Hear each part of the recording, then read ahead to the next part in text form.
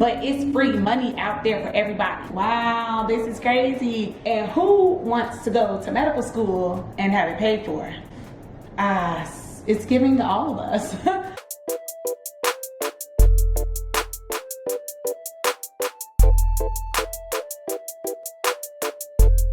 Hey y'all, welcome back to Made It to Medicine with Vix. That's me, and I'm a second-year medical student at UICOM Chicago, and I come to you weekly with videos about my pre-med to med school life and a little bit of everything else in between. And today, y'all, I got a good one. Who doesn't like free money?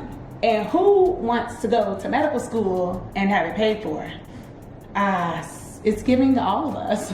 And so in today's video, I'm going to talk to you about how I'm getting years 2 through 4 tuition and fees paid in full. Like, I ain't got to pay for my tuition. I don't have to pay for any of those miscellaneous fees that every year you look at your financial aid award letter, you're like, what is this? Do I even use this? Are they just taking this from me?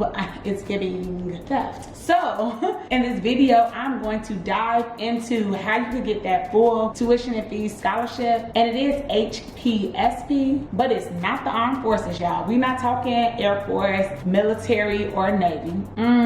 We talking something else. It's a little bit different. And in my opinion, possibly better, but I'll let you be the judge of that. Keep watching so you can hear all about it. All right, so hey y'all, first of all, let's dive. If you haven't done so already, click like, subscribe, turn the notification button on so you don't miss a beat, so you don't miss any of the videos that I drop to help you out. So when I first got accepted to medical school, one of my good friends was like, you need to apply to this scholarship so that you could get a full ride to medical school. And I'm like, a full ride? Are you trying to sign me up for the Army? Like, what are we doing? She's like, no, it's not that. I'm like, so what is it? Oh, well, girl, I don't really know. One of my friends told me about it, and I think you should do it.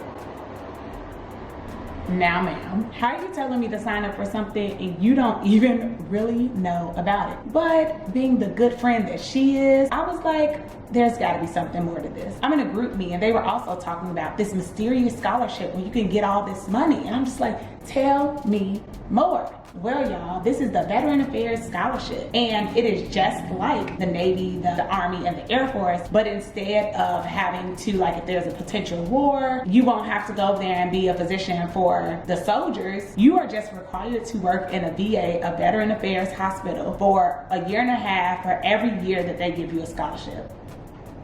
Sounds too good to be true, right? Yeah, that's what I thought too. But I'm gonna show you how to get there on the website and take you through step by step on how to get this money. But right now, here's some of the eligibility criteria that I have looked up. You have to be enrolled in an MD or DO program. But look, check this out. This scholarship is not just for doctors. It's for almost all healthcare workers. So check out the website. I know it's like physician assistants, I believe nurses, and nurse practitioners. There was a list of several different fields. I'm just like, y'all are amazing. Also, how long has this scholarship been around and why haven't people been talking about this? Because this is good news and we need to spread the good news. So that's what I'm telling you. And in order to apply, you have to actually have been accepted to your program. So the moment that I got accepted to UICOM back in February, I was looking up, doing my research. I probably dragged my feet a little bit too much, especially when free money is involved. Like, somebody tell you about something, you need to get on it immediately. Stop like wasting time and procrastinating, because unnecessary and cost me a year of not having a scholarship. But it's okay, because you know, God worked everything out for me. Everything's working out in my good, or for my good. So I submitted the scholarship May 1st of last year, 2021, and it had 4 different questions that you had to answer. I think one was like short and long-term goals. Why do you want to apply for this scholarship? What field or specialty do you see yourself working with in the future? And then there was one more. I'll pull them all up and post them at the end of this video. And if y'all express some interest in the part 2 of this video, then I'll also post my answers, or I'll read them aloud to you like I did for the personal statement. We'll do a little read along so you can see how I specifically answered the questions that awarded me this scholarship. Okay, so as I stated, I applied May 1st, 2021. If you fill out the application incorrectly, they will send it back to you. And whenever someone is sending an application back to you, that means that you are now prolonging the time of review, which means other candidates' applications are being reviewed while you're trying to fix what you did did wrong the first time. So take this advice from me, do it right the first time, because I believe my application got sent back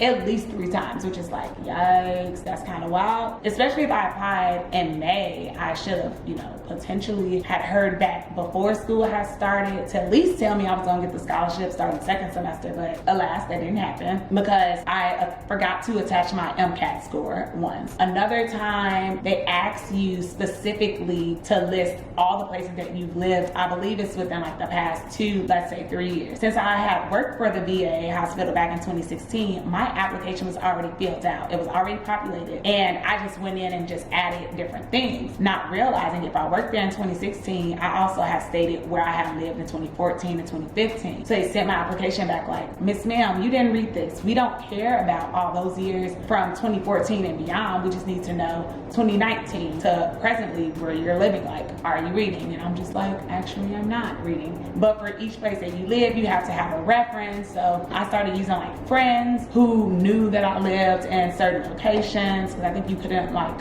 use people who live with you. So if I was living at home, I couldn't use my parents as a reference or something to that extent. And be on your email heavily, because since it is the VA, they're understaffed, and so they move a little bit more slowly. But when you get that email from them, you want to like respond as soon as possible. And of course, with anything that you're receiving, please read everything. Like, don't just say, oh, this is free money, let me just sign my life away. No, because I'm sure that some people didn't know that you have to work in a veteran affairs hospital for every 1.5 years per year that you get the scholarship, or that since you're working in the VA, there will be no peds. Like, so if there's any potential likelihood that you want to go into pediatrics, there's no need for you, because we don't send kids to war, thank God. But so, you know, I think that's like one of the exceptions. There might be something else, but I know like that's not really what I'm looking to do, so I was good on that front. But for the most part, I believe they have every other field that you could think of. You could work at the VA. And then after sending my application and having to get sent back so many times, then they stopped communicating with me. And I'm just like, okay, so what's going on? Talk to people in the group, and they're like, oh yeah, I got it for the first year. I'm like, oh, well, I haven't heard back.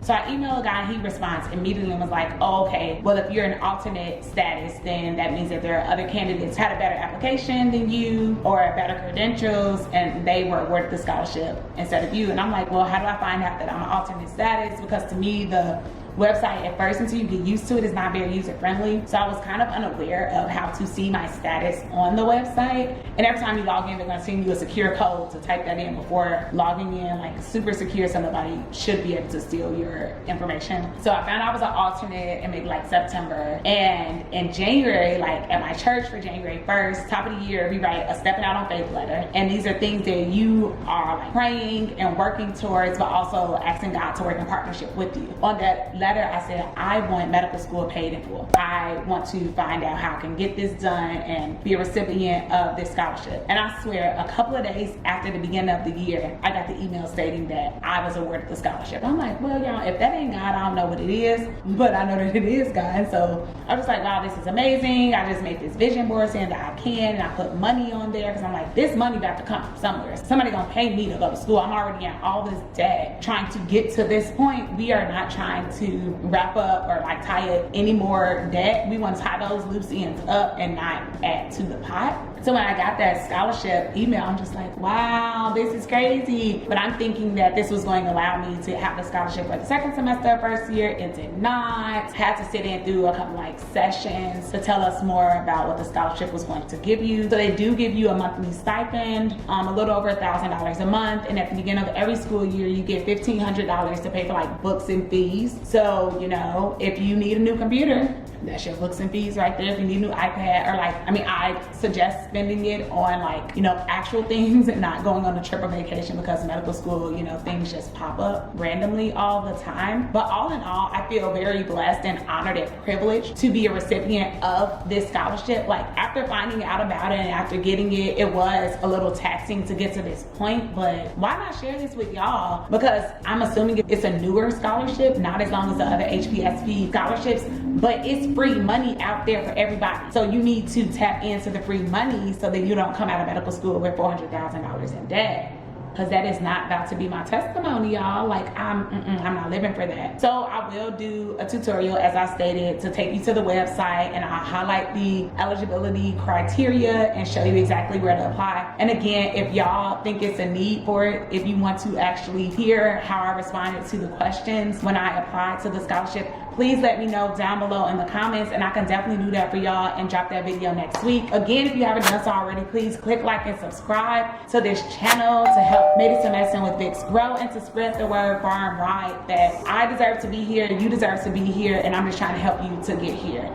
I'll see y'all next week now. Bye.